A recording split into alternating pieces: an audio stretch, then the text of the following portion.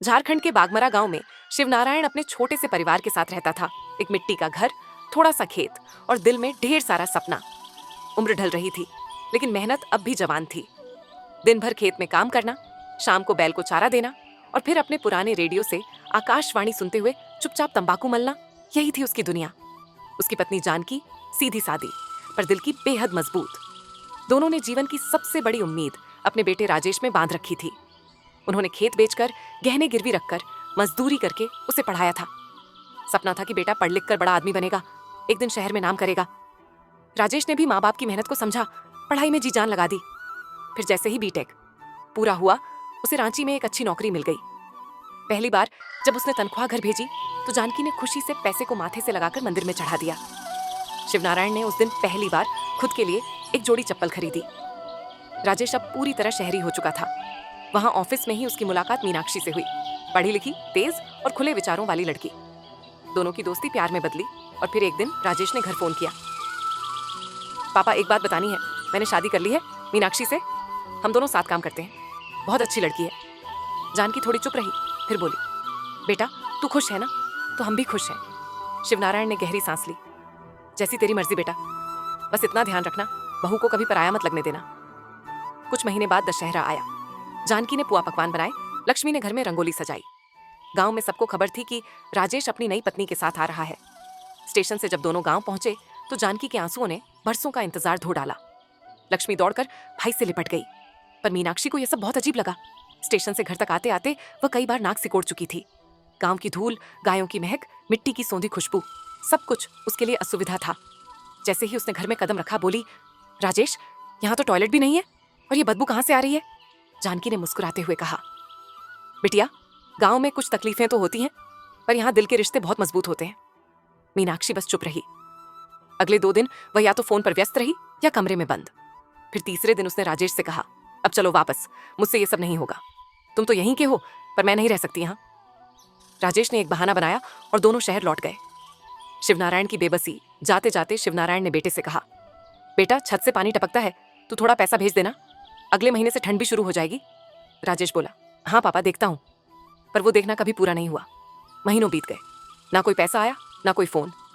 उधर खेत में उपज भी कम थी और बरसात ने कच्चे घर की हालत और खराब कर दी थी। इसी बीच लक्ष्मी ने स्कूल टॉप किया। पूरे गांव में उसके नाम की चर्चा थी। रांची के एक अच्छे कॉलेज में उसका एडमिशन हो गया, लेकिन फीस भरने के पैसे नहीं थे।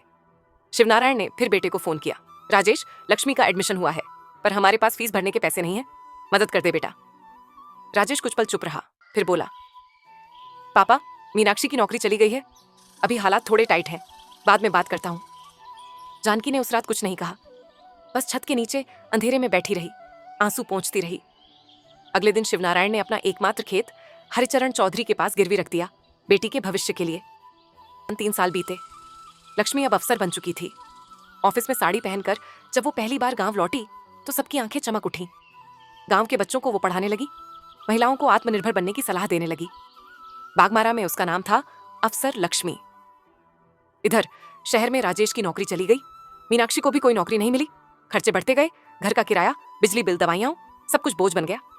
तब एक रात मीनाक्षी ने कहा, राजेश, चलो गांव चलते हैं, अब वहां माँ बाप का घर है, छत है, 2 वक्त की रोटी तो मिल जाएगी।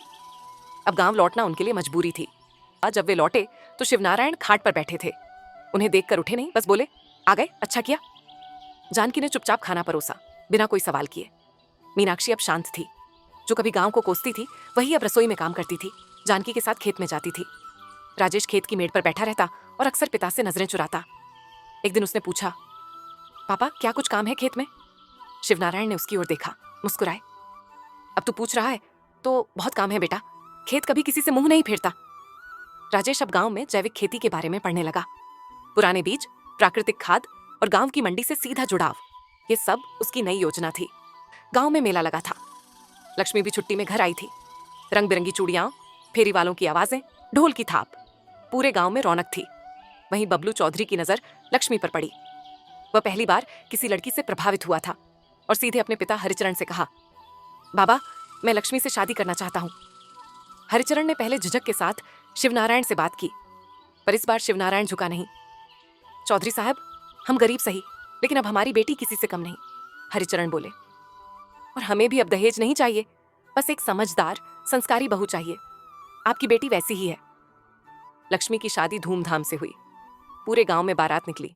शादी के बाद एक रात मीनाक्षी जानकी के पैरों पर गिर गई। माँ जी, मैंने आपको, बाबूजी को और इस गांव को कभी समझा ही नहीं, माफ कर दीजिए। जानकी ने उसका सिर सहलाया। बिटिया, माँ के दिल में गिला नहीं होता, तू समझ गई, वही सबसे बड़ी बात है। अब राजेश भी बदल चुका था।